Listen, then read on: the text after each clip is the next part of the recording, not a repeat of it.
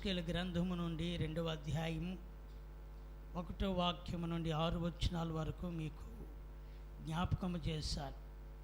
నరపుత్రుడా, నువ్వు చక్కగా నిలబడు, నీతో నేను మాట్లాడుతానని చెప్పినప్పుడు దేవుని వాక్యములో ఆయన నిలబడినప్పుడు దేవుడు ఆయనతో మాట్లాడి నడిపించినట్లుగా మనం ఈ 2వ అధ్యాయంలో చూస్తాం. దేవునికి స్తోత్రం, హల్లెలూయా. మనం చక్కగా నిలబడితే దేవుడు ఏం చేస్తాడంట? చక్కగా నే మాటకు భయభక్తులతో అని చెప్పాను. దీంతోనూ భయభక్తులతో వాక్యంలో ఉంది, ఎవడు నా మాట విని వణుకుచుండును, ఎవడు దీనుడై నలిగిన హృదయం గలవాడై నా మాట విని వణుకుచుండును, వాని యందు నేనేముంచాను? దృష్టి ఉంచాను అని యెషయా గ్రంథములో మనము చూడగలుగుతూ ఉంటాము. దేవునికి స్తోత్రం, హల్లెలూయా. 66వ అధ్యాయము 3వ వచనములో ఈ మాట మనము, లేక 2వ వచనములో ఉంటుంది, ఎవడు దీనుడై నలిగిన హృదయం గలవాడై నా మాట విని వణుకుచుండును, వాని యందు నేనేముంచాను. అంటే దేవుడు ఒక వ్యక్తిని దృష్టి ఉంచాలి అంటే దేవుని మాటను విని దేవుని మాట కోసం గడగడలాడుతూ భయభక్తులు కలిగిన వాడిగా ఉండాలి. ఆమేన్. నరపుత్రుడా, నువ్వు చక్కగా నిలవబడువు, నీతో నేనేం చేస్తాను? మాటలాడతాను అంటాడు. ఆయన మాట్లాడాలి అని అంటే మనం చక్కగా ఏం చేయాలి?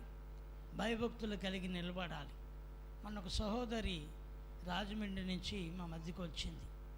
ఆమెకు సుమారు 18 సంవత్సరాలు పిల్లలు లేరు. ఎంతకాలం? 18 ఏళ్ళ పిల్లలు లేరు. పిల్లలు ఒకటే లేరు కాదు, ఆమెకు ఒక కిడ్నీ తీసేశారు. ఏం చేయబడ్డది? అనారోగ్య కారణంగా ఒక కిడ్నీ కూడా ఏమైంది? తీయబడ్డది. ప్రభువుని అడుగుతుందంట, దేవా ఎలాగైనా సరే నన్ను తల్లిని చెయ్యి అని. దీనికి స్తోత్రం. ఆమెకు ఆశ ఏంటంటే, నేను తల్లిగా ఉండాలి, నాకు ఒక బిడ్డ ఉండాలి, నా దేవుడు ఒక గొప్ప సాక్షిగా నన్ను నిలబెట్టుకోవాలి. దేవుని అడుగుతూ వచ్చిందట. అడుగుతుంది. ఒక పక్క చూస్తే అనారోగ్యం, కిడ్నీ ఆల్రెడీ ఒకటి తీసేశారు, ఒకదాని మీదే బ్రతుకుతుంది, ఒకదాని మీదే ఉంది. అప్పటికే పిల్లల కోసం కనిపెడుతుంది, ప్రార్థన చేస్తుంది, మందులు వాడుతుంది, ఇంపాసిబుల్ అయిపోయింది. సరే, మొత్తానికి ఒకరోజు ఆమె కొంచెం ఎందుకో దేవుని అడిగి ప్రార్థన చేసినప్పుడు గర్భం పండింది. డాక్టర్ దగ్గరికి వెళ్ళిందట. చైతన్య, రాజమండ్రి, పెద్ద పేరుగాంచిన హాస్పిటల్. ఏ హాస్పిటల్? చైతన్య. చాలా పెద్ద. అందులో ఈ గైనకాలజీ మంచి డాక్టరు. ఆమె అన్నదట, అమ్మా, ఒకవేళ నీకు గర్భం ధరించిన పుట్టే పిల్లలు అంగవైకల్యంతో పుడతారు. ఎందుకంటే నీ ఆరోగ్య స్థితిగతులు అంతా అనుకూలంగా లేవు కనుక నీకు ఒకవేళ అలాంటి బిడ్డ అవసరమా? కాళ్ళు చేతులు లేని వాళ్ళు, అంగవైకల్యం కలిగిన వాళ్ళు, నడవలేని పిల్లలు, అనారోగ్యంతో ఉండే పిల్లలు జీవితకాలం అంతా కూడా ఇక వాళ్ళు కుంటివారుగాను అంగవైకల్యంతో పుడతారు. ఎందుకంటే నేను సూపర్ సీనియర్ డాక్టర్ని, నేను ఇప్పటి వరకు ఏ కేసు నేను టేకప్ చేసినా, ఏది చెప్తే అది ఇప్పటి వరకు ఫెయిల్ అవ్వలేదు, అందుకని ఇప్పుడు నువ్వు ప్రెగ్నెంట్ అయినా తీయించేసుకో అన్నదట. ఏమంది? మొత్తానికి దేవుడు కనికరించి గర్భం ధరించింది. ఇప్పుడు డాక్టర్ అమ్మ దగ్గరికి వెళ్తే డాక్టర్ పెట్టిన భయం ఏంటంటే, నీకు పుట్టే పిల్లలు ఎలా పుడతారు? అప్పటికే ఎందుకనంటే ఆమె ఆరోగ్య స్థితి, గర్భసంచులు ఒక పక్క గడ్డలు ఉన్నాయట, బుడగలు ఉన్నాయి, ఇవన్నీ లోపాలన్నీ చెప్తే ఆమె ఇప్పుడేమో కన్జ్యూమ్ అయింది, ప్రెగ్నెంట్ అయింది, ఇప్పుడు హాస్పిటల్కి వెళ్ళింది. మొత్తానికి డాక్టర్ చెప్పింది ఏంటంటే, నువ్వు తీసేసుకుంటే నీ ఆరోగ్యానికి మంచిది, ఇక అలాంటి పిల్లలు నువ్వు చూసి వేదన పడే కంటే లేకుండా ఉండడమే మంచిదంటే, ఈ మొగటే అందంట, ప్రభువా నాకు ఇచ్చే బిడ్డను నువ్వు ఆరోగ్యకరంగా పుట్టింతావు, నేను నీ సేవకు ఆ బిడ్డను సమర్పించేస్తాను. స్తోత్రం. ఏం చేస్తాను? నీ సేవకు నేను సమర్పించేస్తాను. ఎప్పటి నుంచి ప్రార్థన అంటే కడుపును పడ్డది మొదలుకొని, గర్భవతి అయింది మొదలుకొని ఆ ప్రార్థన డెలివరీ అయిందాకా వదలలేదు. స్తోత్రం. అడుగుతుందంట, కడుపులో ఉన్న బిడ్డ ఆడో మగో తెలియదు కానీ ప్రభా నాకు మగబిడ్డనయ్యానంటే ఒక ఆవిడి, ఒక మిషనరీ ఆమె ప్రార్థన చేయడానికి వచ్చి అన్నదట, నీ కడుపులో ఉన్నది ఆడబిడ్డ ఒక గొప్ప దైవజనురాలు అవుతుంది రాబోదే నన్ను ప్రవచించిందండి. దీనికి స్తోత్రం. నేనేమి అడుగుతున్నాను? మగబిడ్డను అడుగుతున్నాను. ఆమె ఏం చెప్తుంది? ఆడబిడ్డని అంటుంది. ఇది ఆడబిడ్డనైతే నేనేం చేయగలను అని అనుకుంటుందట. అయితే మొత్తానికి దేవుడు ఆమె కాలం ముగించబడిన తర్వాత సంపూర్ణంగా ఫ్రీ డెలివరీ అయింది. కుమార్తె పుట్టింది. దేనికి స్తోత్రం. కుమార్తె పుట్టింది. ఆమె ఒక మాట అనుకుందట, ఏ బిడ్డ అయినా సరే నేను ఎవరికి అర్పించేస్తాను? దేవునికి స్తోత్రం. ఆశ్చర్యమేడు చెప్తున్నా, మొన్నొచ్చి మా దగ్గరికి వచ్చి ఇప్పుడు 10వ సంవత్సరం వచ్చిందండి. ఆ బిడ్డ మంచి ఆరోగ్యకరంగా ఇప్పుడు ఎంతంటే 4th క్లాసు 5th క్లాసు చదువుతుంది అన్నది. దేవునికి స్తోత్రం. చర్చికి వస్తున్న మందిరంలో ఇప్పుడు వెళ్తున్నారు వాళ్ళు. మీలాగా పిల్లలు ఎలా కూర్చుంటే దేవుని సేవకుడు ఏం చెప్తుంటే అది రాసేసుకుంటుందట. దేవునికి స్తోత్రం. పిల్లలు ఎన్నో సంవత్సరం అమ్మాయి? 10 సంవత్సరాల పిల్ల మందిరంలో కన్నీటి ప్రార్థన చేస్తుందట. 10 సంవత్సరాల పిల్ల ఎత్తిన మోకాళ్ళు దించకుండా ప్రార్థన చేస్తుందట. దేనికి స్తోత్రం చెప్పండి. హల్లెలూయా. 10 సంవత్సరాల పిల్ల ఆన్లైన్ ప్రేయర్లో గడుపుతుందట. దేనికి స్తోత్రం చెప్పండి. అమంటది కదా, నేను ఏదైతే కోరుకున్నా ఇప్పటికీ నాకు కిడ్నీ ఉంది బ్రదర్, కానీ 18 ఏళ్ళ తర్వాత దేవుడు నన్ను దర్శించాడు. నా ప్రార్థన ఊరికి నే పోలేదు. హల్లెలూయా. నా నిరీక్షణను సిగ్గుపరచలేదు. డాక్టర్ చెప్పింది, నీకు పిల్లలు పుట్టినా ఏ పిల్లలు పుడతారు? అంగవాక్యములతో పుడతారు. ఆ పిల్లను చూసి లేకపోతే అలా పుట్టే వాళ్ళని బట్టి నువ్వు బ్రతుకు కాలం అంతా కూడా దుఃఖపడుతూనే ఉండాలి. ఒకవేళ బ్రతికినా లాభం లేదు. అలాంటి పిల్లలు నీకు అవసరం లేదు, తీసేసుకో. నేను డాక్టర్గా చెప్తున్నాను, నా అనుభవంతో చెప్తున్నాను. అందుకని ఇది నేను చెప్పాను అంటే అది తప్పక నీ బ్రతుకులో ఖచ్చితంగా వేదన పడతావంటే ఆమంటది కదా, డాక్టర్ ఒకవేళ వాస్తవం చెప్తే నా దేవుడు దాన్ని తిరగ రాసేయగలిగినవాడు. నేను ఎందుకు చెప్తున్నానంటే నేను ప్రభువు కోసం నిలబడ్డాను. స్తోత్రం చెప్పండి. ఎవరి కోసం? నరపుత్రుడా, నువ్వెలా నిలబడు? చక్కగా నిలబడు. నేను నీతో ఏం చేస్తాను? మాట్లాడుతాను.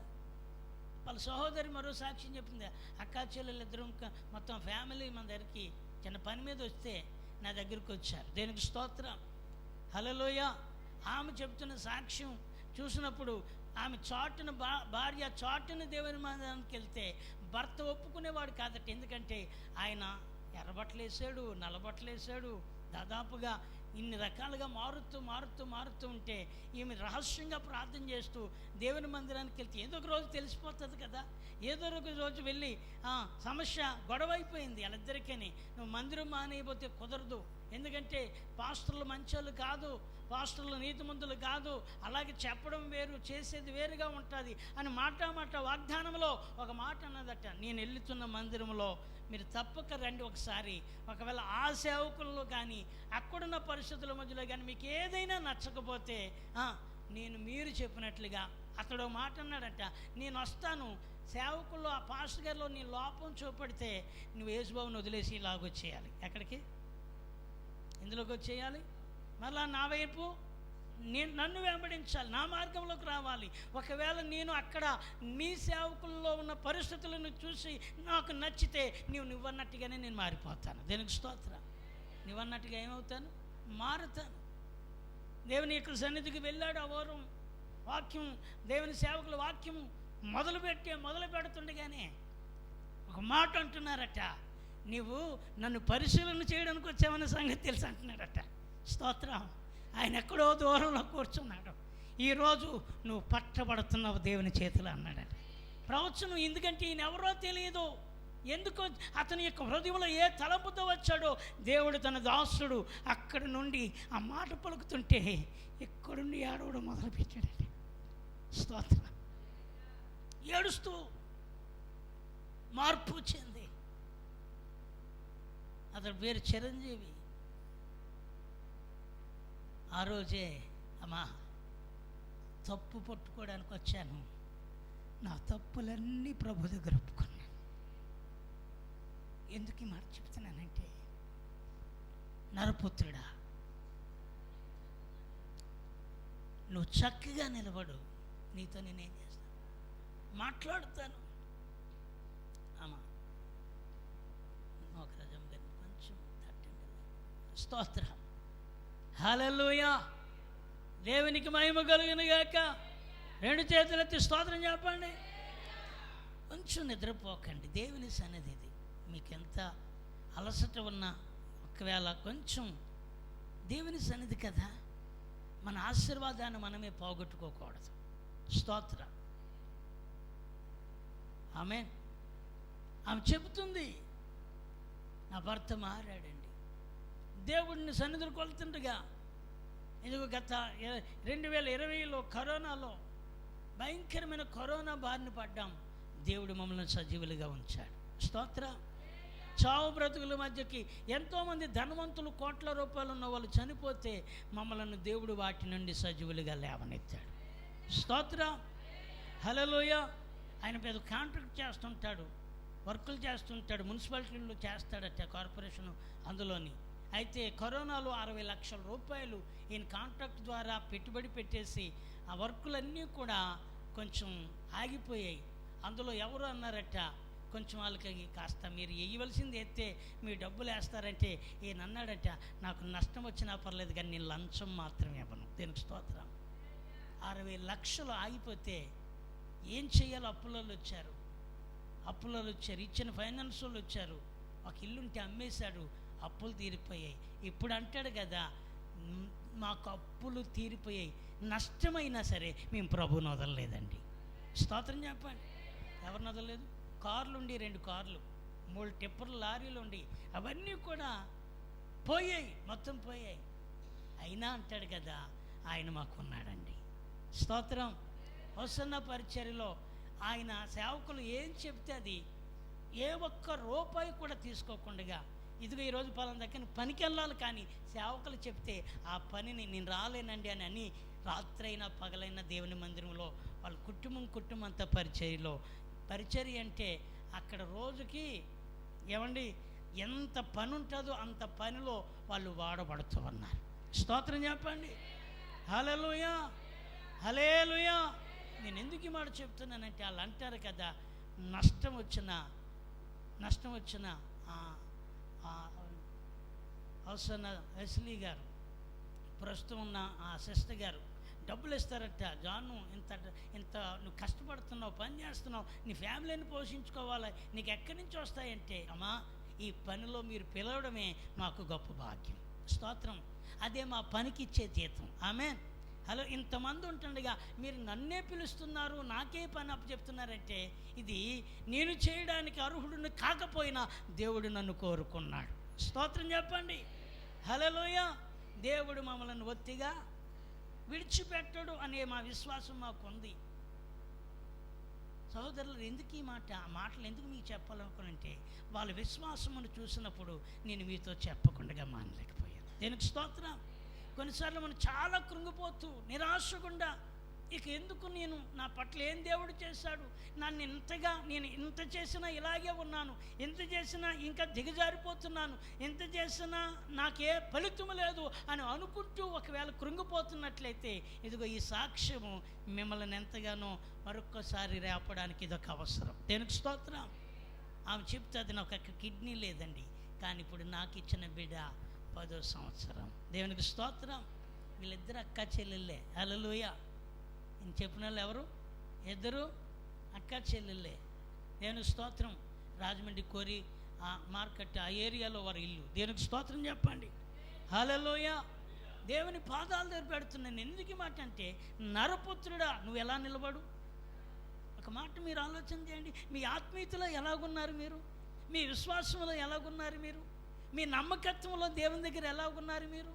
మీ ప్రార్థనా జీవితంలో ఎలాగున్నారు? మీ కుటుంబాలను ప్రభువు దగ్గరికి నడిపించే విషయంలో ఎంత భారము కలిగి ప్రార్థన చేస్తూ మీ యొక్క కుటుంబంలో వెనకబడిపోతూ దేవుని సన్నిధికి రాకుండా అపవాది చేతిలో నలిగిపోతూ పాపములోను శాపములోను పట్టబడి దేవుని వైపు తిరగకుండా లోకములో ఉన్న వారి కోసం ఎంతగా ప్రార్థన చేయడానికి మీరు సిద్ధపడుతున్నారు?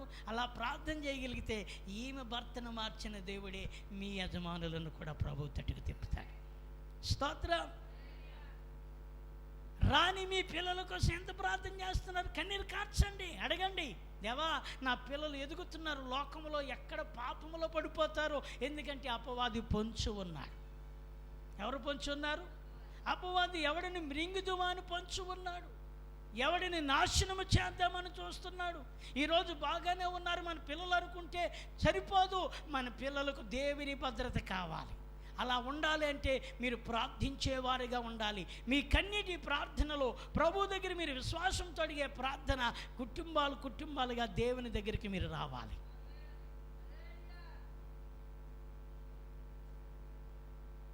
దేవుని దగ్గరికి రావాలి. అలా రాగలిగిన నాడు దేవుడు ఆయన కంచె మన చుట్టూ ఉంచుతాడు.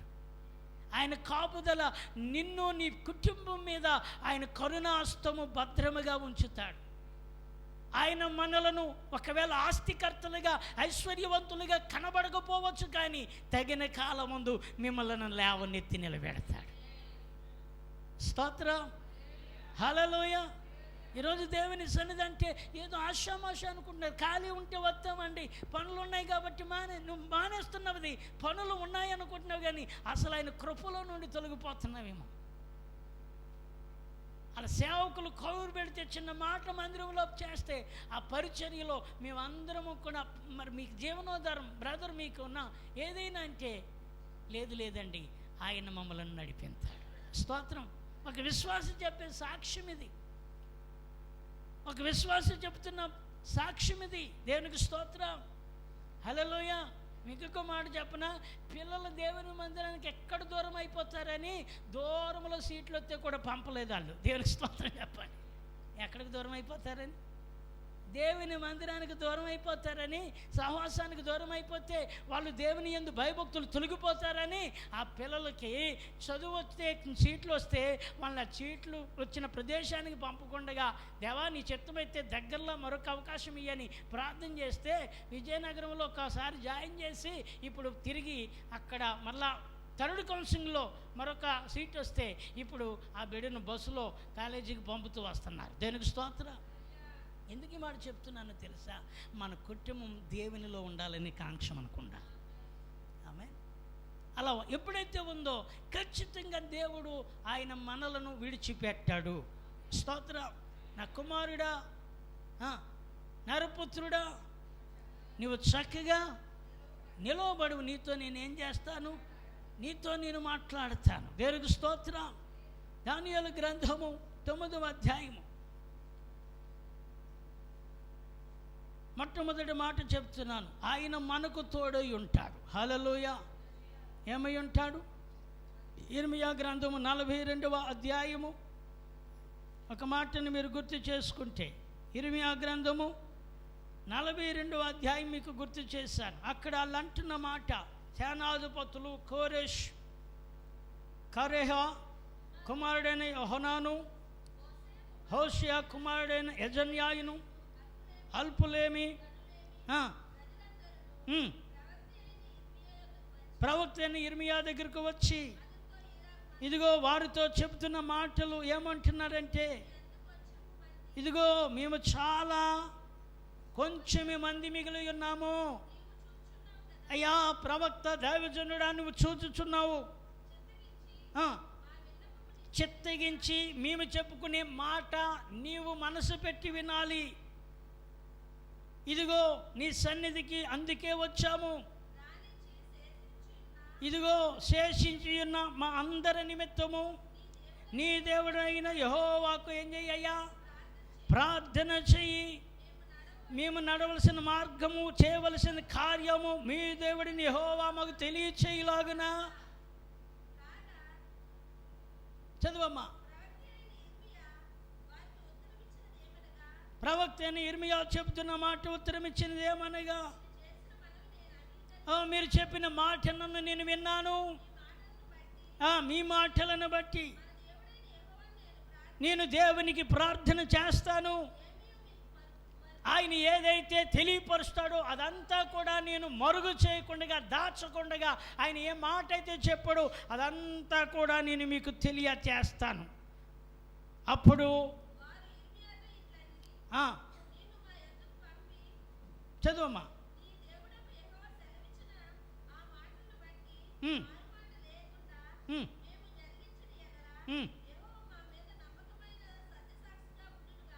మాకు మేలు కలిగినట్లు వినివారమై, అది మేలుకే కానీ కీడుకే కానీ మేము ఆయన యొద్ద నిన్ను పంపిన విషయంలో మన దేవుడు యెహోవా సెలవిచ్చిన మాటకు మేము విధేయులమవుతాము. దేవునికి స్తోత్రం. ఈ 42వ అధ్యాయంలో ఆ యొక్క మాటలు మనం చూసినప్పుడు సేనాధిపతులందరూ, కారష కుమారుడు యోహనాను, హోషే కుమారుడైన ఎజన్యా, అల్పులేమి ఘనులేమి, ఇదిగో వారందరూ కూడా ప్రవక్త అయిన ఇర్మియా దగ్గరికి వచ్చిన సందర్భాన్ని చూస్తున్నాం. ఆమేన్. అలాంటినమాట. ఒకప్పుడు మేము చాలా బాగా ఉన్న వాళ్ళమి, చాలా అనుకూలమైన ఎక్కువ జనాంగానివి, కానీ ఇప్పుడు మేము చాలా కొద్ది వారం అయిపోయాం. దానికి కారణము మా ద్రోహాలే. హల్లెలూయా. దానికి కారణం మా తిరుగుబాటే. దానికి కారణం మేము దేవునికి లోబడకపోవడమే. దానికి కారణము దేవుని యందు మేము భయభక్తులు విడిచిపెట్టడం ద్వారానే మేము అన్నిటిలో అపజయం పాలయ్యాం. మేము నష్టపోయాం. మేము శోధింపబడుతున్నాం, బాధించబడుతున్నాం. ఒకప్పుడు బహుబలంగా ఉండే జనము ఈరోజు చాలా కొద్ది వారము అయిపోయారు. హల్లెలూయా. నిజమే ప్రియమైన దేవుని బిడ్డలారా, కొన్నిసార్లు గర్వం మనిషికి తలకెక్కితే మనిషిని నాశనం చేసేది ఏంటయ్యా అంటే గర్వము. ఏంటి చెప్పండి? మనిషిని నాశనం చేసేది ఏంటి తెలుసా? గర్వం. అది పైకి కనబడదు. ఎక్కడుంటుంది అది? అది దేవుడు ఒక్కడికే తెలుసు. హల్లెలూయ. అందుకే వాక్యం అంటుంది, హృదయం అన్నిటికంటే మోసకరమైనది, దానిని ఘోరమైన దానిని గ్రహించువాడు ఎవడైనా ఉన్నాడా? ఏ ఒక్కడు దానిని గ్రహించలేడు. మనం మామూలుగా ఉన్నాం అనుకుంటాం, కానీ మనలో ఎక్కడో ఏముంటుంది? గర్వం ఉంటుంది. దావీదుకు కూడా ఒక చిన్న గర్వం వచ్చింది ఒక దగ్గర. హల్లెలూయా.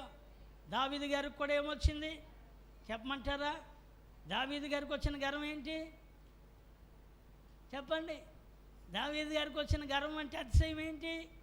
ఒక దినాన్ని అనుకున్నాడు, నా సైన్యం అంతటిని నేను లెక్క పెట్టాలి. అది ఏం లెక్క పెడతాను? నా సైన్యాన్ని నేనేం చేస్తాను? అంటే లెక్క పెడతానంటే ఏమొచ్చింది అర్థం? అది కొన్నిసార్లు మనకు కూడా అనుకుంటాం, మేము ఉంటేనే, మేము వెళ్తేనే, మేము వస్తేనే అని అనుకుంటాం. దేవుడికి తెలుసు, నువ్వు లేకపోయినా ఆయన నామం గొప్పదే. స్తోత్రం. నువ్వు ఉన్నా ఆయన సన్నిధిలో ఉంటే నువ్వు దీవించబడతావు అంతే. దేవునికి స్తోత్రం. నువ్వు తగ్గించుకుంటే మీకు దీవెన. హెచ్చించుకున్నావా మనకేమొచ్చిందని అర్థం? లోపల ఏమి నాటపడ్డాది.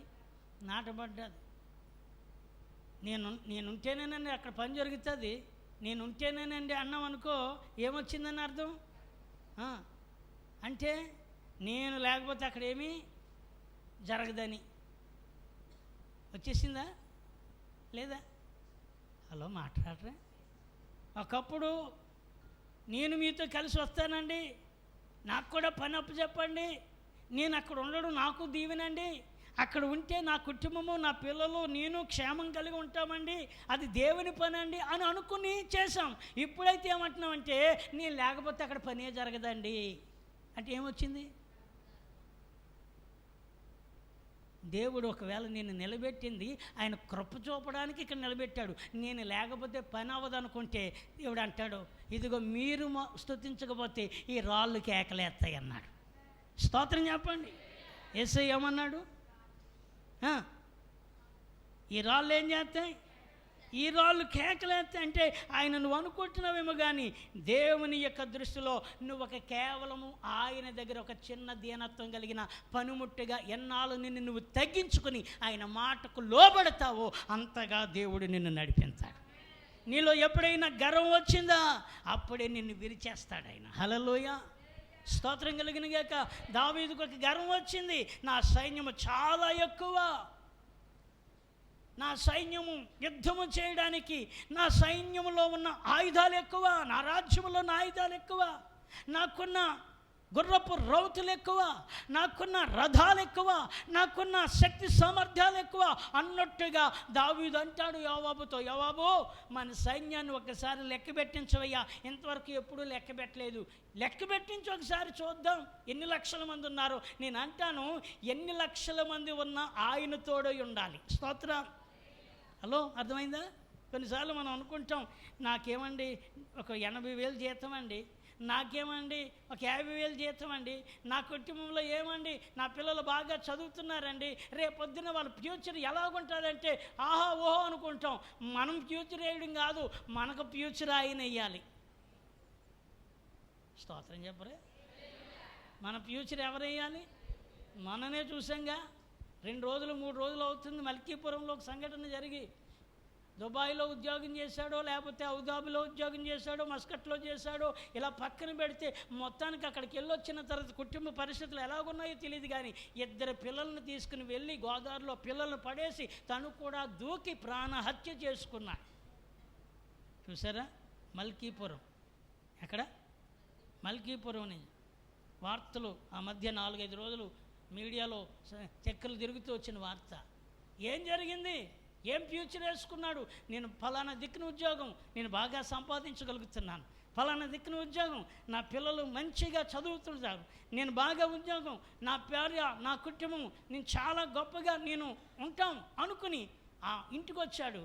ఏ సమస్య చూశాడో, కళ్ళతో ఏం చూశాడో, చెవులతో ఏం విన్నాడో, అక్కడికి వచ్చిన తర్వాత ఇంటి వాతావరణ పరిస్థితులు ఏమయ్యాయో తెలియదు, కానీ ప్రియులారా, అతను సంపాదించిన సంపాదన కంటే అతనిలో పుట్టింది ఏంటంటే, నేను బ్రతికడం కంటే చనిపోవడం మేలు అని. తను చనిపోకుండా తన 2 పిల్లల్ని 10 సంవత్సరాలు 12 సంవత్సరాలు ఇంచుమించు వయసు కలిగిన ఆడబిడ్డ ఒక బిడ్డను, మగబిడ్డను ఒక బిడ్డను బండి ఎక్కించుకుని తీసుకుని వెళ్ళి ఆ బ్రిడ్జి మీద బైక్ని ఆపి పాన్ కార్డు, తన ఫోన్ నెంబరు, లేకపోతే తనకున్న ఫోను అవన్నీ కూడా అక్కడ ఒడ్డు మీద పెట్టి వాళ్ళ ముగ్గురిని వీళ్ళిద్దరిని పడేశాడు. తను చనిపోయాడు. నేను ఎందుకు ఈ మాట చెప్తున్నానంటే, నీ సంపాదన ఈరోజు శాంతి లేకుండా చేసిందే, నీ సంపాదన ఈరోజు సంతోషాన్ని దోచుకుందే, నీ సంపాదన ఈరోజు నీ కళ్ళ ముందే కుటుంబ పరిస్థితులన్నీ కూడా తారుమారు, నీ కళలన్నీ కూడా అవి గలిబిలి చేసి పారేస్తే మనుషుడి నిర్ణయం ఇప్పుడు ఎక్కడికి వెళ్ళిందంటే చావుకి, ఆత్మహత్యకు కారణం అయిపోయింది. నేను అంటాను, నీ ఆలోచనలు మనం వేసుకోవడం కాదు, ఆయన వెయ్యాలి. ఎవరు వేయాలి? నీ ప్లాన్ నువ్వేసుకుంటే జరగదు నాన్న, నీ ప్లాన్ నువ్వేసుకోవద్దు. దేవుని పాదాల దగ్గర అడుగు, అయ్యా నా పిల్లల భవిష్యత్తు నువ్వు కట్టయ్యా, నా కుటుంబ భవిష్యత్తు నువ్వు తీర్చిదిద్దయ్యా, లోకము నా కుటుంబంలోనికి రాకూడదయ్యా, శాపము నా పిల్లల మీదకి రాకూడదయ్యా, లోక పరిస్థితులు నా ఇంటి మీద ఏలకూడదయ్యా, నీవు నా ఇంటిని ఏలయ్యా అని దేవుని దగ్గర అంగలార్చేవారుగా మారాలి. ఎక్కడ మన కుటుంబాలు ఉన్నాయి? ఎక్కడ మన పిల్లలు ఉంటున్నారు? ఏముందనుకుని నువ్వు పొంగుతున్నావు? నీ హృదయ గర్వం ఇదిగో ఆయన ఇలా వెరగొడతాడు. హల్లెలూయా, స్తోత్రం చెప్పండి. దావీదు అనుకున్నాడు, నా సైన్యంను లెక్కెడుదాం, నా సైన్యాన్ని ఒకసారి.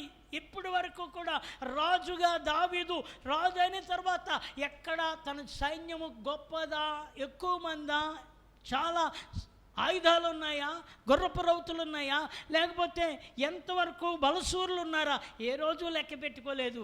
ఎందుకో తెలుసా? నీ భారం యెహోవా మీద మోపము. స్తోత్రం. ఎవరి మీద? నీ భారం ఎవరి మీద? దావీదు ఎవరి మీద మోపాడు భారం? ఏ యుద్ధానికి వెళ్ళాలన్నా దేవా నీవే,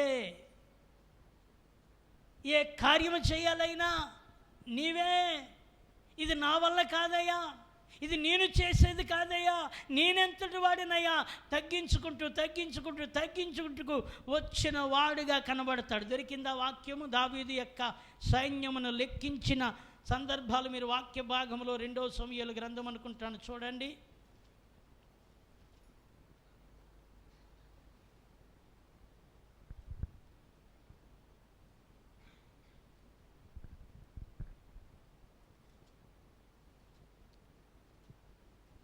దేవునికి స్తోత్రం.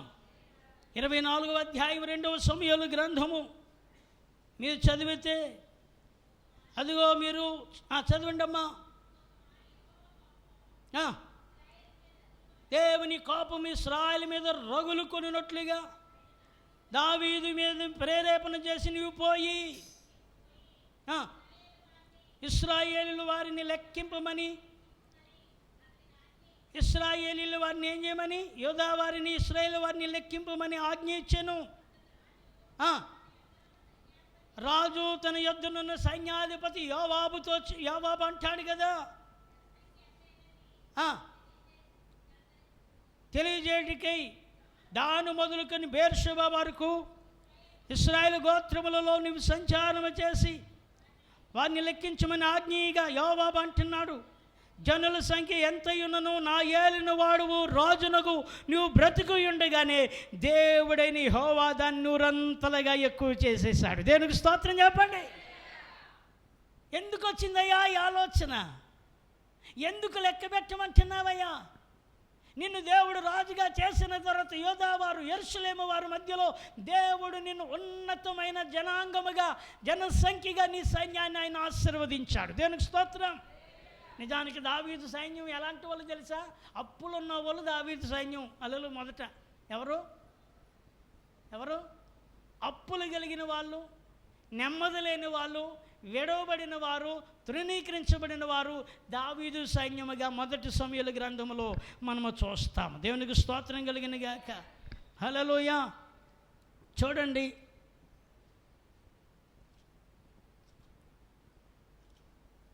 మీరు చూస్తే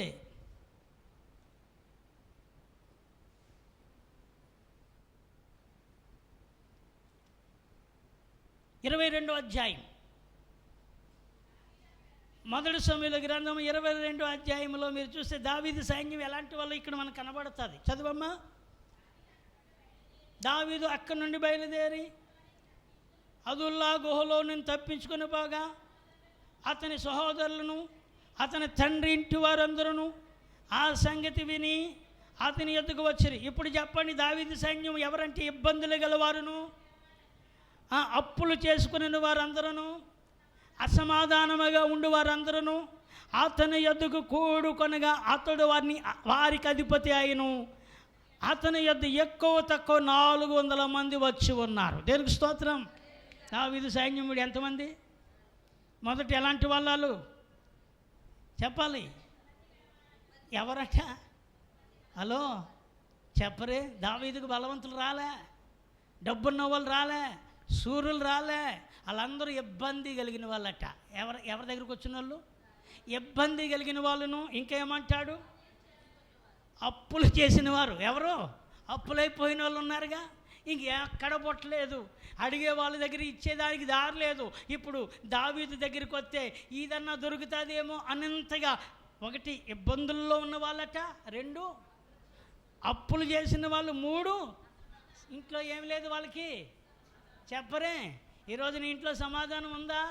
చాలామంది కుటుంబాల్లో ఉన్నట్టుగా ఉంటున్నారు కానీ సమాధానము లేదు. పిల్లలు తల్లిదండ్రుల మధ్య సమాధానం లేదు, భార్య భర్తల మధ్య సమాధానం లేదు, అన్నదమ్ముల మధ్య అక్క చెల్లెల మధ్య ఏమి లేదు, సమాధానం లేదు. కారణం ఏంటంటే అపవాది పాపము మనిషిని ఏం చేస్తుందంటే నువ్వు దేవుని వైపుకి తిరగనట్టుగానే ఉన్నట్టుగా ఉన్నావేమో.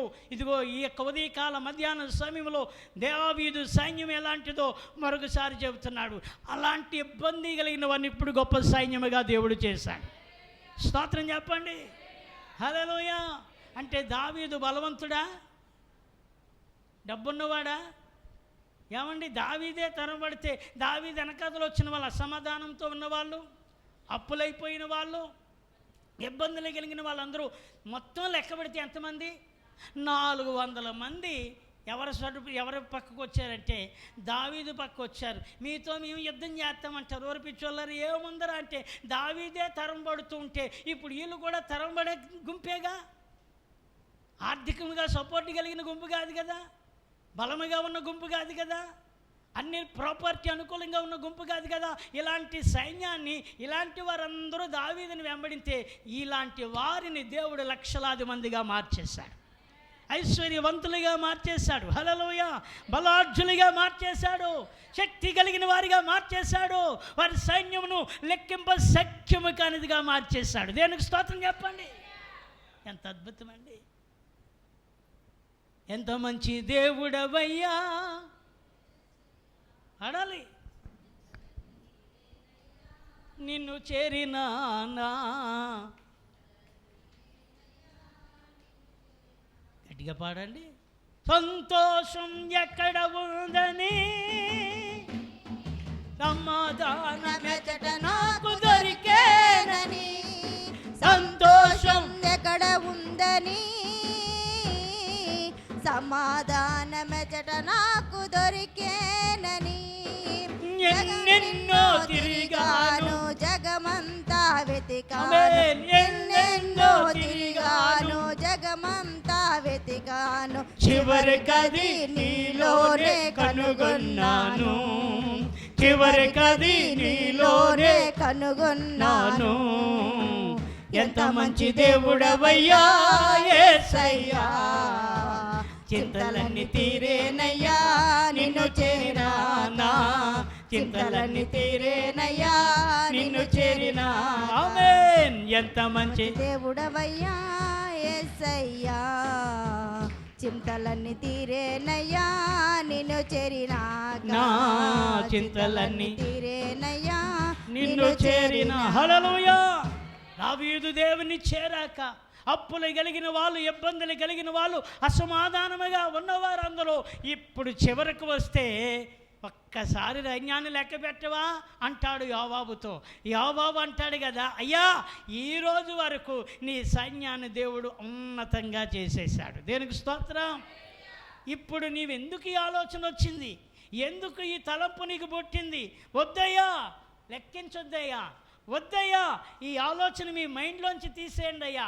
వద్దయ్యా, ఇది దేవునికి కోపాన్ని రేపే పని అయ్యా. వద్దయ్యా, నేను అనుకుని నీ సైన్యాన్ని నీవుగా దేవునికి కోపము రేపేవాడుగా అయిపోతావేమోనయ్యా. పొరపాటును కూడా ఈ ఆలోచన నీ నోట రాకూడదు, ఈ తలంపు నీకు పుట్టకూడదు. ఎందుకు పుట్టిందయ్యా? వద్దయ్యా అంటే కుదరదు. సైన్యాన్ని ఏం చెయ్యి? కుదరదు. సైన్యాన్ని ఏం చెయ్యి? లెక్క పెట్టవలసింది అన్నాడు. దేనికి స్తోత్రం. మీరు ఆ అధ్యాయంలో మీరు కొంచెం కిందకు వస్తే 4వ వాక్యం మీరు చదివితే, అయినను రాజు యోవాబు సైన్యాధిపతులను బట్టి గట్టి, సైన్యాధిపతికి ఏమిచ్చాడు? గట్టి. నివ్వా రాజువి, నా మాట నేను శాస్త్రం, దాన్ని నువ్వు తారుమారు, దాన్ని ధిక్కరించడానికి నువ్వెవడవి అన్నట్టుగా యోవాబుకి ఖండితంగా చెప్పాడట. చదవండి అమ్మా.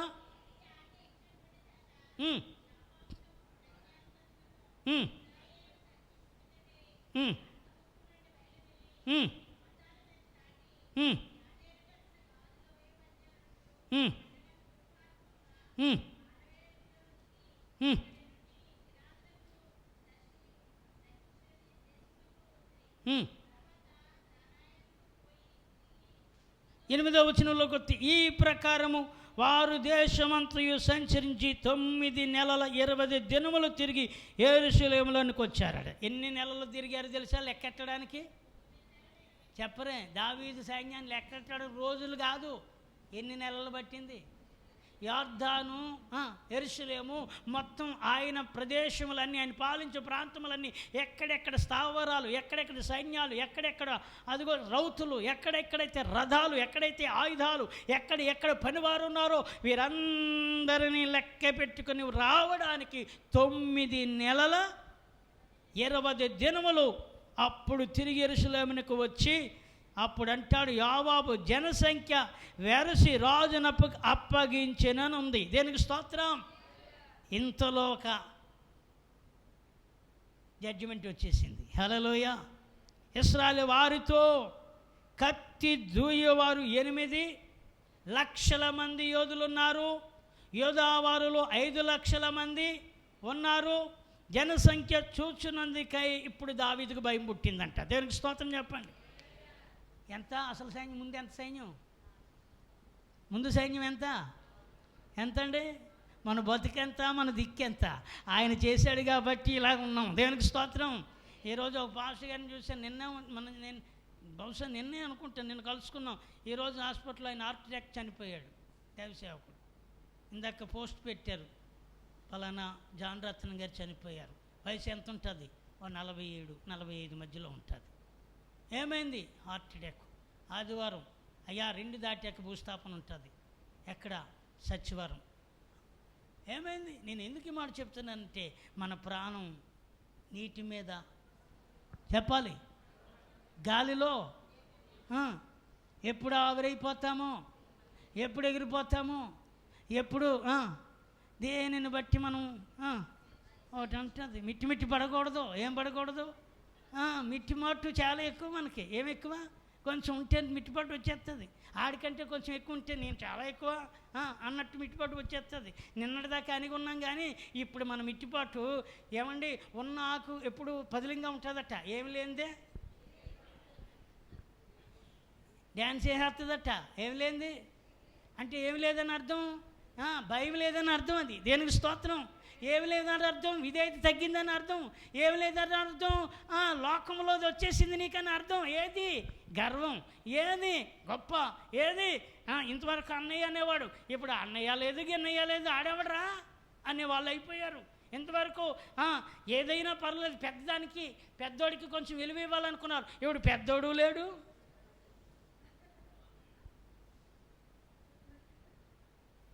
ఏమొచ్చేసింది? ఒకని కలిమి విస్తరించడం అని ప్రాణానికి మూలం కాదుమా. దేవుడు నిన్ను దీవించకపోతే నీ కలిగింది దేని వల్ల నీకు శాంతి ఉండదు. అది ఒక్కడు గుర్తుపెట్టుకో. హల్లెలూయా, హల్లెలూయా. నీ సంపద వల్ల నీ ప్రాణానికి నష్టం తెలుసా? ధైర్యంగా బంగారం వేసుకుని వెళ్ళండి. ధైర్యంగా మెల్ల బంగారం వేసుకుని వెళ్ళండి. 5 తులాలు బంగారం వేసుకుని వెళ్ళేసిరండి. మన రోడ్డు మీదకి వెళ్ళరండి. ధైర్యంగా, నేను అంటున్నాను, తిరిగ్గా ధైర్యంగా అంటే మామూలుగా ఉండి వేసుకుని వెళ్ళరండి. నువ్వు ధైర్యంగా వెళ్ళవు, ఎందుకంటే కప్పేసుకుని వెళ్తావు. ఎక్కడికి వెళ్ళినా కప్పేసుకుని అంటే నీ ధనము, నీ కలిమి, నీ ప్రాణానికి క్షేమాన్ని ఇవ్వదు, నష్టాన్ని కలుగు చేస్తుంది. అందుకే ఎప్పుడు తగ్గించుకోవాలి. స్తోత్రం చెప్పండి. హల్లెలూయా. తగ్గించుకోవాలి. నిన్ను నీవు ప్రజెంట్ చేసుకునే విషయంలో ఎప్పుడు నువ్వు పైకి కనబడే వ్యక్తివి కాకూడదు. నీ దేవుడే గణపరచబడాలి. ఆమేన్. నీ ప్రభువే మహింపరచబడాలి. నేనెంతటి వాడినయ్యా, నా కుటుంబము అన్నాడు దావీదు. కానీ ఇప్పుడు ఏమొచ్చింది? స్తోత్రం చెప్పండి.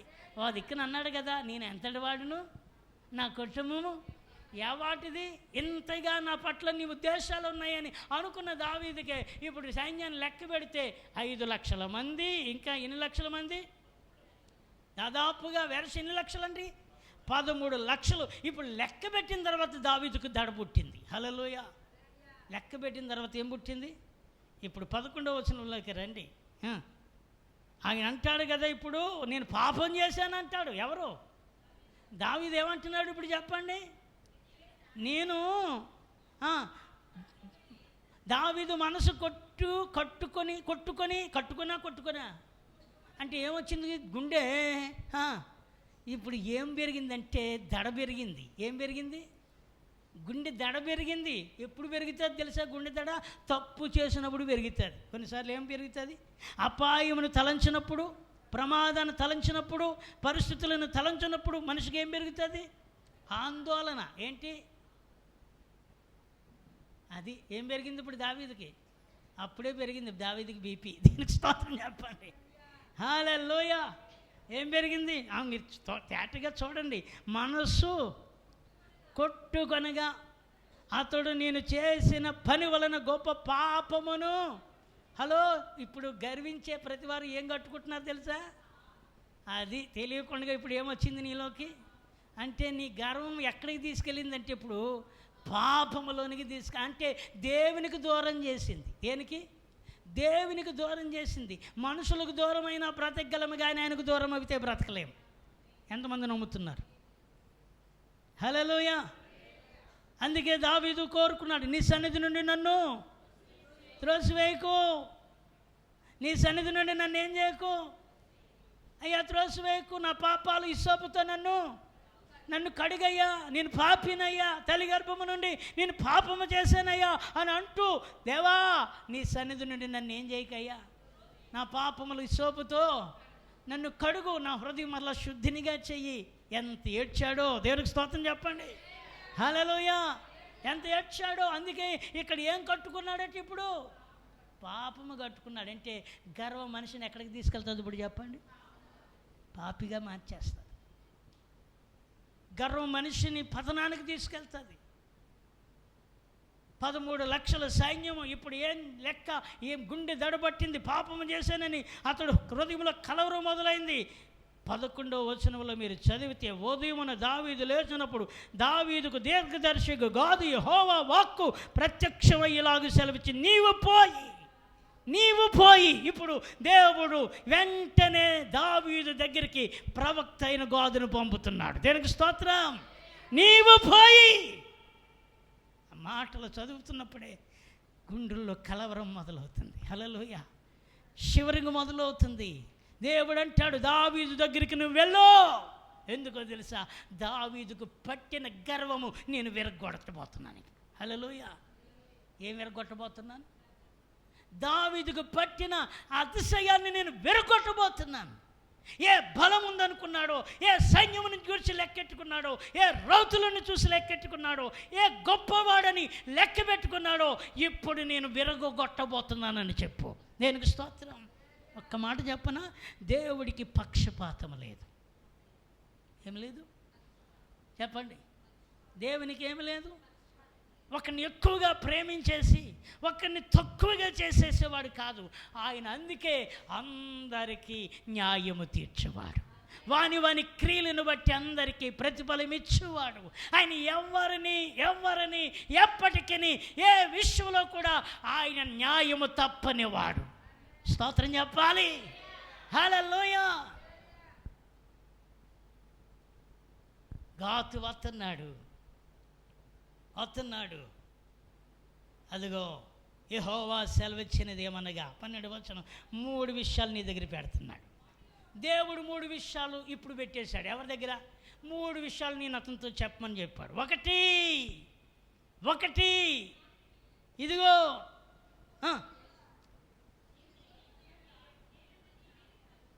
చదువమ్మా. నీవు నీ దేశమందు 7 సంవత్సరముల క్షామము కలుగుతుంది. ఇది ఒప్పుకుంటావా? హలో దేవుని పనిష్మెంట్ ఎలాగుంది? 7 సంవత్సరాలు నీ దేశంలో ఏమవుతుంది? కరువు వస్తుంది. ఇది ఒప్పుకుంటావా? 2 నిన్ను తరుముటకు నీ శత్రువుల నిలవనేకుండగా 3 నెలలు నువ్వు పారిపోవటం. ఇది ఒప్పుకుంటావా? నీ దేశమందు 3 దినాలు తెగులు రేగుటకు ఒప్పుకుంటావా? ఆలోచన చేసి నన్ను పంపిన వానికి నేను ఏం చెప్పాలో త్వరగా నిశ్చయించి, నువ్వు బాగా ఆలోచించి నన్ను పంపిన వానికి నేనేం చెప్పాలో దావీదు నువ్వు ఆలోచన చేసి చెప్తే నేను ఆయనకి చెప్తాను. దేవునికి స్తోత్రం. సేవకుడు నీ దగ్గరికి వచ్చేది ఊరికినే కాదు. కొన్నిసార్లు నిన్ను గద్దించడానికి వస్తాడు, హెచ్చరించడానికి వస్తాడు. దేవుని యొక్క సన్నిధిలో చెప్తున్నాను, మనం ఎక్కడ ఒకలాగా, ఇంటికాడ ఒకలాగా, లోకంలో ఒకలాగా ఉండకూడదు. దేవుని కోసం ప్రత్యేకించబడ్డామా, దైవ భయం కలిగి నడవాలి. స్తోత్రం. మన వాళ్ళు కొన్ని మంచి అలవాట్లు ఉంటాయి. ఏంటంటే ప్రార్థనే లోకం.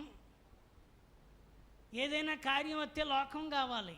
ఇల్లు కట్టుకున్నాం అనుకో, ఎవరు కావాలి? మంచి ముహూర్తం కావాలి. పెళ్లి చేసుకుంటున్నాం అనుకో, ఎవరు పెట్టాలి? మంచి ముహూర్తం కావాలి. పిల్లల్ని దేబెడుతున్నాం అనుకో, ఏం కావాలి? ముహూర్తం కావాలి. ఇక్కడ మాత్రం ప్రార్థన వల్లే కట్టాను. ఏడిది పెళ్ళి ప్రార్థన వల్లే కుదిరింది.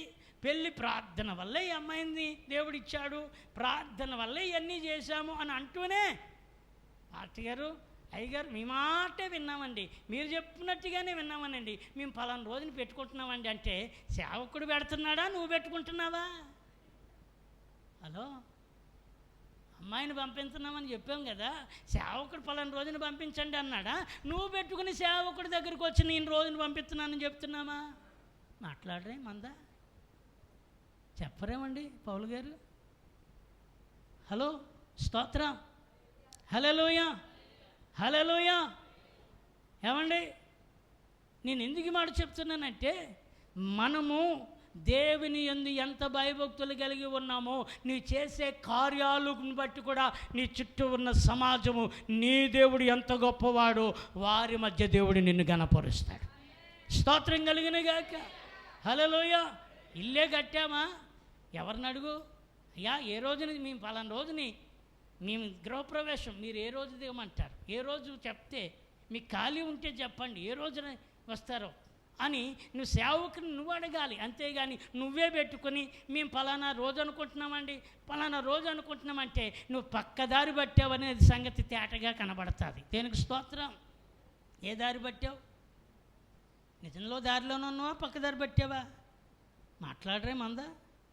ఏ దారి పట్టినట్టు? హలో, ఇక్కడ ఉన్నారే మీరంతాను? ఏ దారి పట్టినట్టు చెప్పాలి.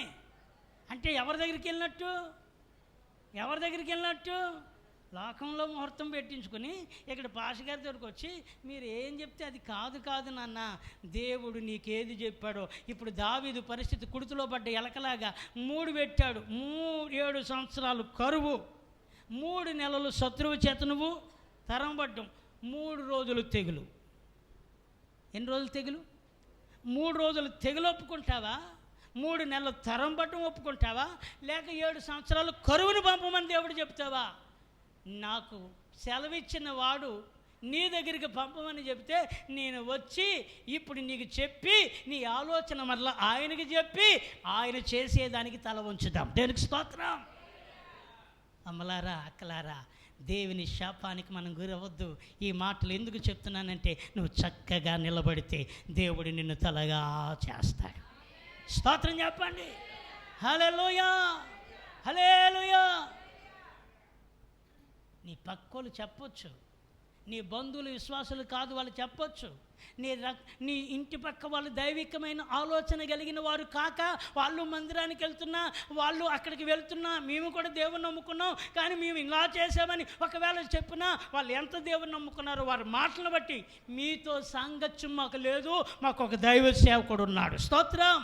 మాకు ఒక కాపరి ఉన్నాడు, మమ్మల్ని ప్రేమించేవాడు, మమ్మల్ని దిద్దేవాడు, మమ్మల్ని బ్రతికించడానికి మాకు దేవుని ఉపదేశము చేయువాడు. దేనికి స్తోత్రం.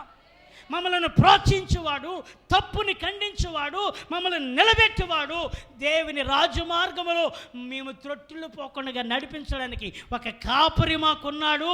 ఆ కాపరి ఏది చెబితే దానిని మేము మంచైనా చెడ్డైనా, లాభమైనా నష్టమైనా, అది ఏ పరిస్థితి అయినా ఆయనకు మేము శిరస్సు ఉంచుతాము. దేనికి స్తోత్రం. ఆ సేవకుడికి మేము సంపూర్ణముగా మేము దేవునికి అప్పచెప్పుకుంటాం. దేవునికి స్తోత్రం. లోకం మరలా నీ దగ్గరికి వచ్చిందా, నువ్వు ఎక్కడికి వెళ్తున్నావని అర్థం. అంటే అతిశయం వచ్చింది, గర్వం వచ్చింది, మెడవిరుపుతనం వచ్చింది. దేవుని సేవకుడి కంటే లోకం మాటలు వస్తున్నాయి. రాని ఏదో ఒక రోజు నిన్ను విరుచునుగాక. ఆమె చెప్పరే మరి. ఏదో ఒక రోజు దేవుడు వంచునుగాక, నీ నడినెత్తికెక్కిన గర్వం కిందకు వచ్చునుగాక, దేవుడు గద్దించి బుద్ధి చెప్పునుగాక. దేవునికి స్తోత్రం. హల్లెలూయా. మనం ఎప్పుడైతే దేవుని మాటను పక్కన పెట్టి లోకానికి వార్తలు లోకానికి ఇచ్చామో, నేను ఎందుకు మాట చెప్తున్నానంటే వాక్యం ఏం చెప్తే తెలుసా? దేవుడు తన యందు భయభక్తులు కలిగిన వారికి దాచి ఉంచిన మేలు కొంత. ఎంతంటే దానిని నువ్వు కొలలేవు, దానికి తూకం వేయలేవు, దాని విలువను మనము లెక్క పెట్టలేము. దేనికి స్తోత్రం. హల్లెలూయా. ఒక వ్యక్తికి ఒక రాయి దొరికింది, తన పొలంలో ఒక రాయి దొరికిందట. ఆ రాయి విలువ అది చూస్తే దగ్గ మెరుస్తుంది, చాలా అది పచ్చగా అది కనబడుతుంది. ఎవరో అన్నారట, ఇది ఒకవేళ ఏమన్నా వజ్రమేమో, దీన్ని మార్కెటింగ్ తీసుకుని వెళ్ళి కొనుగోలు చేసేవారి దగ్గరికి వెళ్తే దాని విలువ దానికి ఏంటన్నది చెప్తారంటే, ఎవరి దగ్గరకో మొత్తానికి వాళ్ళు సామాన్యంగా తెలిసిన వాళ్ళ దగ్గరికి తీసుకెళ్తే ఒక్కొక్కడు ఒక్కొక్క సామర్థ్యం కలిగిన రేటు కట్టాడట. ఒకడన్నాడట దీనికి ఒక 2000 వస్తుంది అన్నాడట. ఎంతండి? దీనికి ఒక 2000 వస్తుంది అన్నాడట. ఇది 2000 రావడం ఏంటి అనుకుని మరో వ్యక్తి దగ్గరికి వెళ్తే ఆయన అన్నాడట దీనికి ఒక 20,000 వస్తుంది అన్నాడట. మళ్ళా ఆ 20,000 దగ్గర నుంచి మళ్ళా ఇంకో దగ్గరికి వెళ్తే అతడు అన్నాడట దీనికి ఒక 2 లక్షలు వస్తుంది అన్నాడట. ఎంత? ముందెంత? 2,000. మరొకటి దగ్గరికి వెళ్తే 20,000. మరొకటి దగ్గరికి వెళ్తే అతడు ప్యూర్గా దాని యొక్క విలువ తెలిసిన ఒక పెద్ద వజ్రాల షాపు దగ్గరికి దాన్ని తీసుకెళ్ళి ఆ రాయిని దానిని టెస్ట్ చేస్తే ఆయన అన్నాడట దీని విలువని మేము కట్టలేమన్నాడట. స్తోత్రం చెప్పండి. దీని విలువని మేము ఏం చేయలేము, కట్టలేము. ఎందుకో తెలుసు, నేను అంటాను కదా, నువ్వు దేవుణ్ణి ఏ విలువతో చూస్తున్నావో తెలియదు కానీ ఆయన కృపకు విలువ కట్టలేవు. స్తోత్రం చెప్పండి. ఆయన మేలులకు విలువ, ఆయన ప్రేమకు విలువ కట్టలేవు. ఆయన అంత అమూల్యమైన విలువైన వాడు మనకు దొరికాడు. స్తోత్రం చెప్పండి. హల్లెలూయా. ఆయన విలువైన వాడిగా మనకు దొరికాడు. విలువైన వాడిగా దొరికాడు. ఆ విలువైన వాణిని నువ్వు ఎంతగా దాన్ని లెక్క పెట్టగలవు. నువ్వు అనుకుంటున్నావు యేసుబాబు ఇంతే 2,000, యేసుబాబు ఇంతే 20,000, యేసుబాబు అంతే 1,00,000. మళ్ళీ వాళ్ళ దగ్గరికి వెళ్తే ఆ ముహూర్తం విలువ ఎక్కువ. ఏ ముహూర్తం విలువ? అర్థమైందా? నేను చెప్పింది అర్థమైందా? ఇప్పటి వరకు ఈయన విలువయ్యాడు, ఇప్పుడేమో ముహూర్తం విలువైందా? ఇప్పటి వరకు ఈయన విలువయ్యాడు, ఇప్పుడు అది చేస్తే నాకు మంచిదా, ఇది చేస్తే నాకు మంచిదా. ఇప్పుడు వాళ్ళు చెప్పినట్లుగా నేను అంటాను నీవు యేసుబాబు విలువ ఇంతే అనుకుంటే నీ విలువ కూడా ఇంకా అక్కడి నుంచి ఆయన అలాగే చేయడం మొదలెడతాడు. నువ్వు ఆయన ఎంతగా గణపరుస్తావో ఆయన నిన్ను అంతగా గణపరుస్తాడు. నన్ను గణపరచువారిని ఏం చేస్తానన్నాడు? నన్ను గణపరచువారిని నేనేం చేస్తాను? ఆయన గణపరుస్తాడు. దేవునికి స్తోత్రం చెప్పండి. హల్లెలూయా. ఏమని చెప్పాలి? చాలా అమూల్యమైన విషయాలు ఒక్క మాటలోనే దేవుడు ఇంత లోతుగా మనల్ని గద్దించి ప్రేమించి బుద్ధి చెప్పి మన స్థితిగతులను ఆయన సరిచేయడానికి మాట్లాడుతున్న సంగతులు ఇవి. దేవునికి స్తోత్రం. దావీదు 3 నెలలు తరం పడతావా? 7 సంవత్సరాలు కరువులో ఉంటావా? 3 రోజులు తెగులు పంపమంటావా? నాకు చెప్పిన వానికి నేను సమాధానం చెప్పాలయ్యా. ఏం ఆలోచన చేసుకుని చెప్తావో నీ ఆలోచనను బట్టి నేను వెళ్తానంటే మీరు చదివితే అక్కడంటాడు నాకేమీ తోచలేదయ్యా.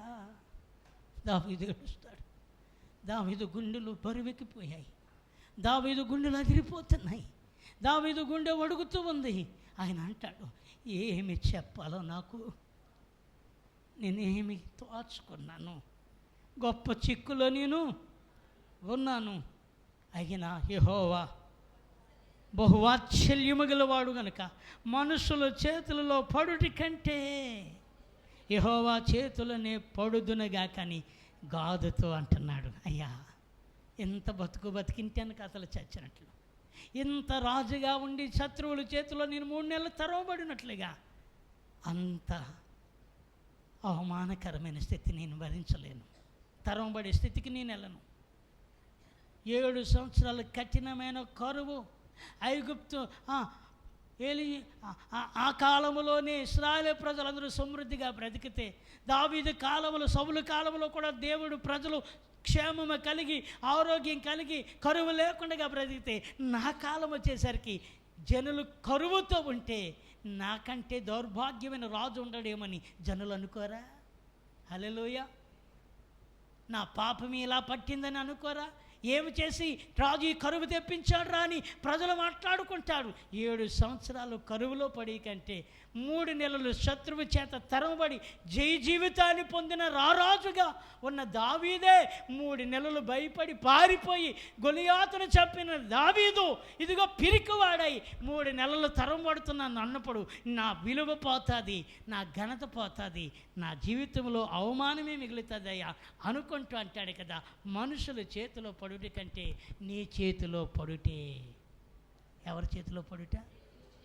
నీ చేతిలోనే నేను చెక్కబడుదును కానీ అని గాదుకు ఉత్తరం ఇచ్చాడట. దేనికి స్తోత్రం.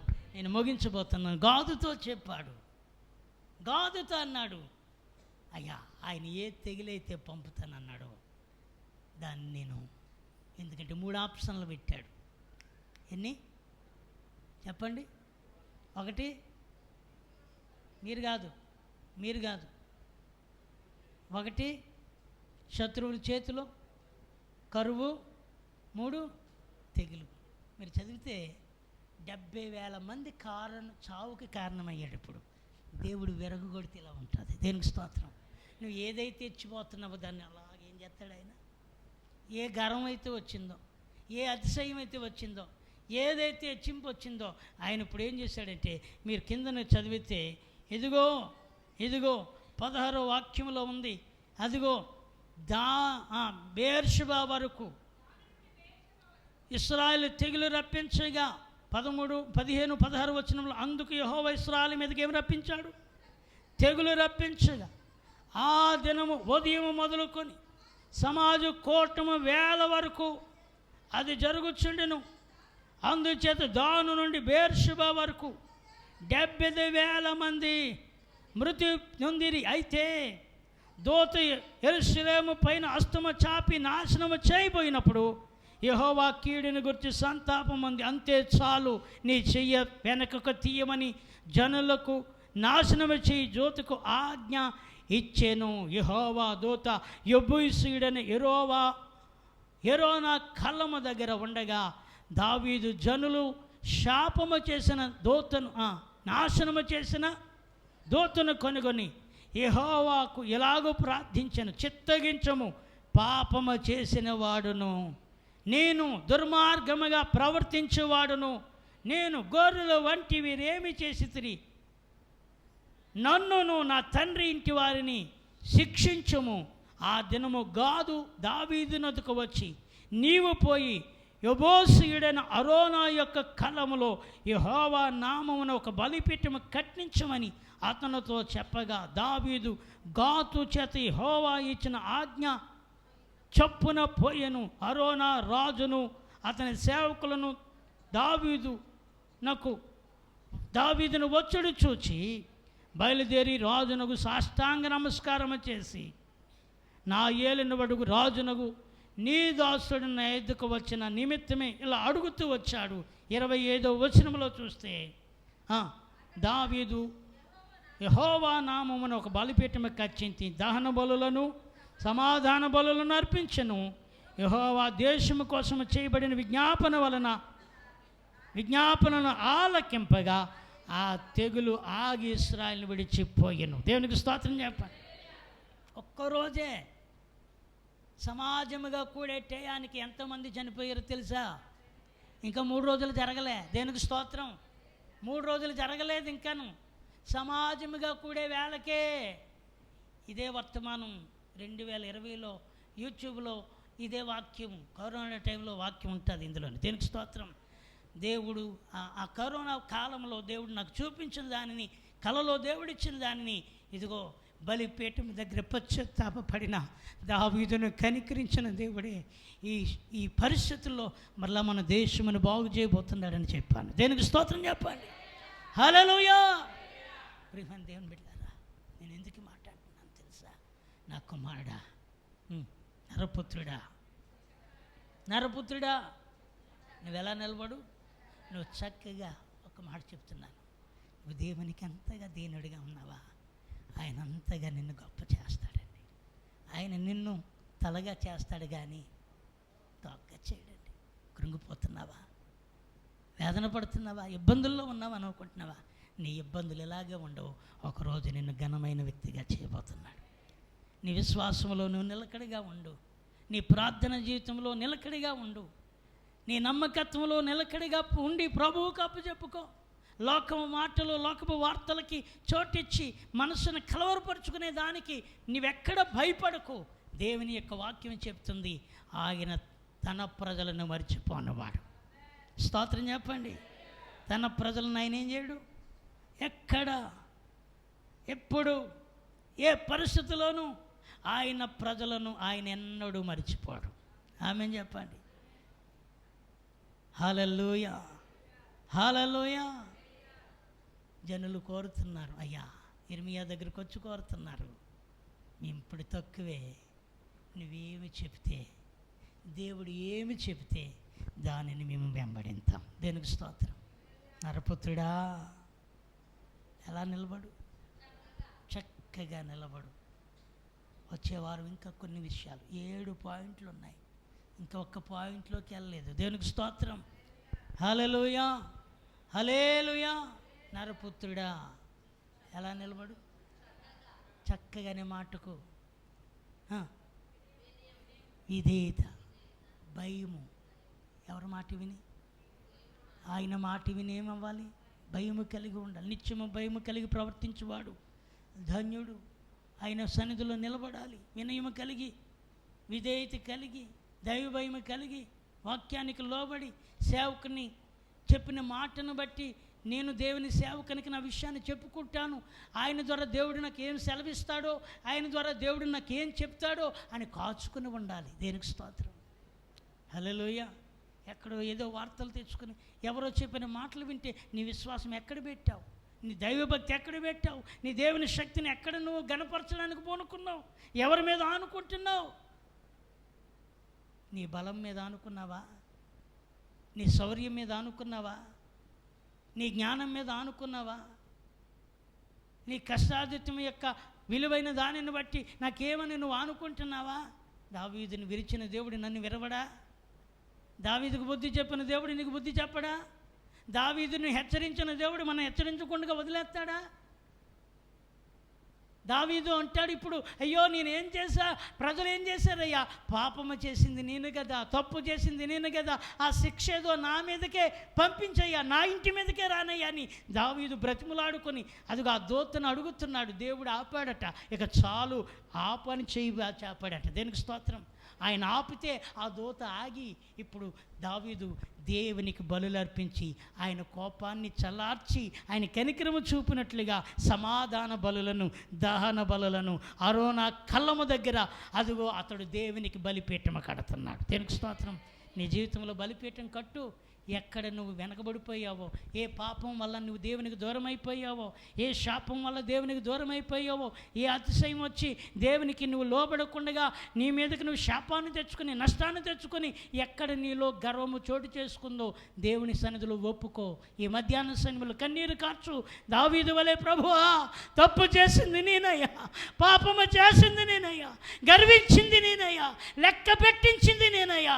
యోవాబు కాదయ్యా, ఇశ్రాయేలీలు కాదయ్యా, యూదావారి కాదయ్యా, ఎవ్వరు కాదయ్యా, నా ఇంటి వారు నా మీదే ఈ శిక్ష తీర్చు, నన్నే బాధించు, నా మీదే పగ తీర్చుకో, నన్ను తప్ప ఈ ప్రజలను విడిచిపెట్టయ్యా అని దేవుని బ్రతిములాడుకుంటూ ఏడుస్తున్నట్లు ఈ మధ్యాహ్న సమయంలో ప్రభువు దగ్గర అడుగుదామా? తలలు వంచుదామా?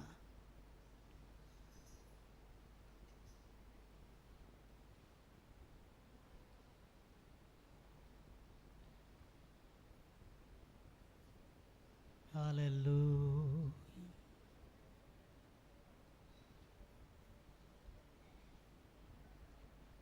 స్తోత్రమయ్యా.